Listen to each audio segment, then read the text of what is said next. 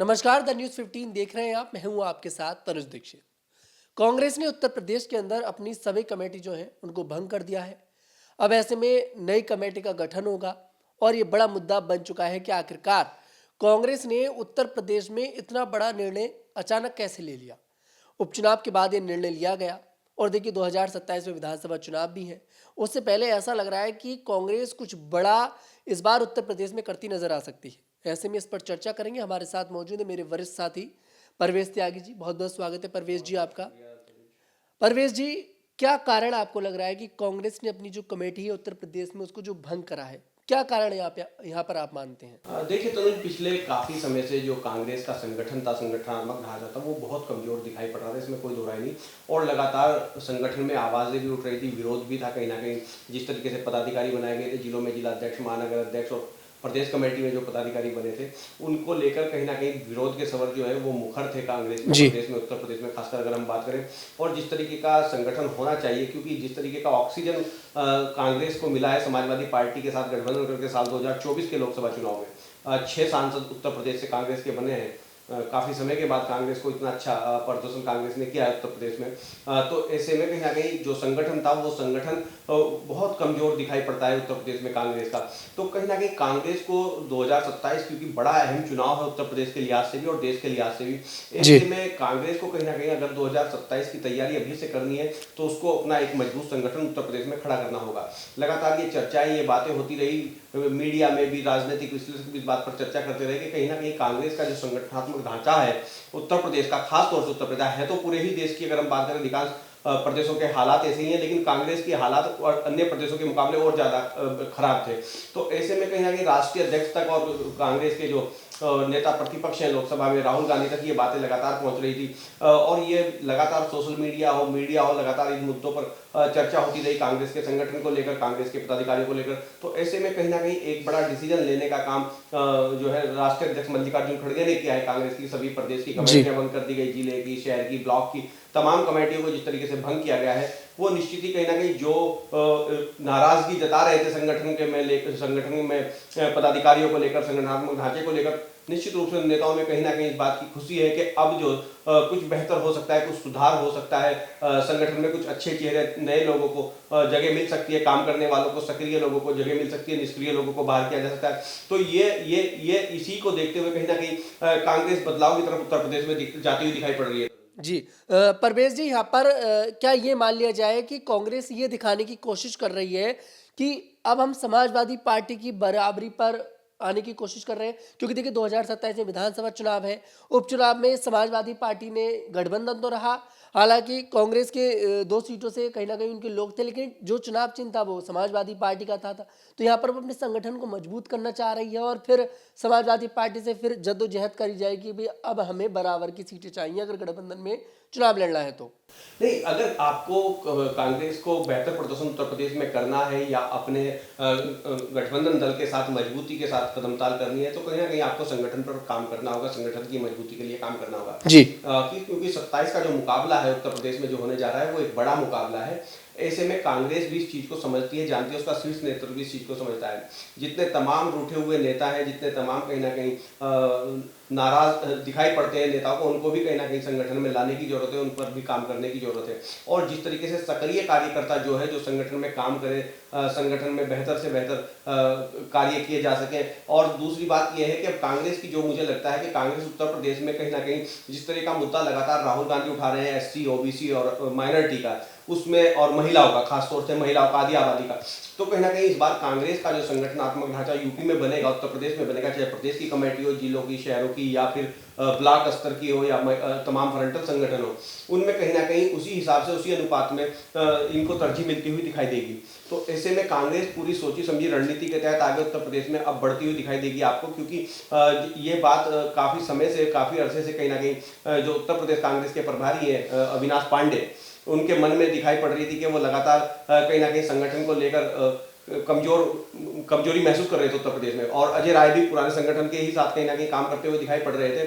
तो ऐसे में बदलाव तो होना था, लेकिन कांग्रेस ने देर आए दुरुस्त आए वाली बात है, हालांकि देरी से ही बदलाव को किया है कांग्रेस ने, लेकिन कहीं ना कहीं ये बदलाव अगर अब से 6 महीने पहले हो जाता तो शायद कांग्रेस के लिए कुछ और बेहतर चीजें हो पाती, लेकिन देर आए दुरुस्त आए वाली बात है कि अभी भी समय है, लोकसभा चुनाव के बाद अब विधानसभा 2027 होना है, तो अभी समय है, एक लंबा समय है, करीब 1.5 साल का वक्त कांग्रेस के पास है उत्तर प्रदेश में काम करने के लिए। तो ऐसे में अगर कांग्रेस को बेहतर करना है और कांग्रेस को समाजवादी पार्टी से सीटों पर अच्छी बार्गेनिंग करनी है 27 के लिए, तो कहीं ना कहीं उसको अपने संगठन की मजबूती करनी होगी, अपने संगठन में मजबूत चेहरों को जगह देनी होगी, कद और पद जो है वो कद के हिसाब से पद देना होगा। कहीं ना कहीं सक्रियता और निष्क्रियता वाला जो इशू आता है कांग्रेस में, क्योंकि कांग्रेस में देखा गया कि कांग्रेस एक ऐसी पार्टी है जिसमें निष्क्रिय लोगों को भी कहीं ना कहीं पदाधिकारी की जिम्मेदारी मिलती रहती है। कमेटियों के बारे में अगर बात करें कि जो जितने भी प्रदेश के, जिले के, ब्लॉकों के या अध्यक्ष होते हैं, कहीं ना कहीं उनकी कमेटियों में ऐसे लोगों की भरमार दिखाई पड़ती है जो कभी कांग्रेस के कार्यक्रमों में दिखाई नहीं देते।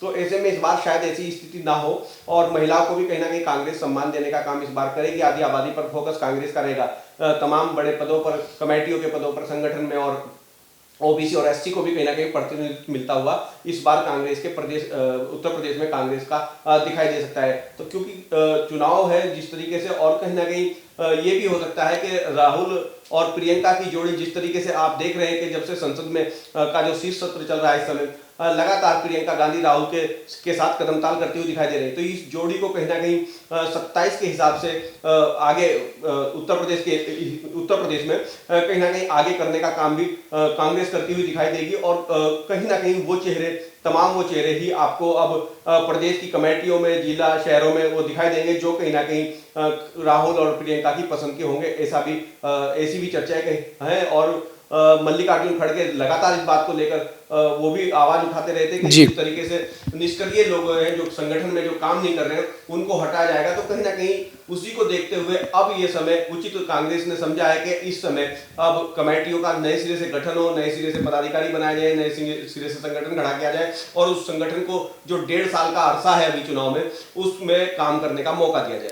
तो उसको देखते हुए कांग्रेस ये बदलाव की तरफ उत्तर प्रदेश में बढ़ रही है। परवेश जी, अगर देखिए, मैं सबसे ज़्यादा अगर डिवोशन अगर किसी का मानता हूं तो वो 2 पार्टियों को मानता हूं उत्तर प्रदेश में, एक बहुजन समाज पार्टी और एक कांग्रेस। बहुजन समाज पार्टी ने कई सारी रणनीतियों को अपना लिया, लेकिन वो दोबारा से एक जो होता है ना, वो उस मुकाम को हासिल नहीं कर पा रही है। और अब कांग्रेस ने भी देखिए, मुझे ऐसा लगता है कोशिश करने का अच्छा प्रयास करा है।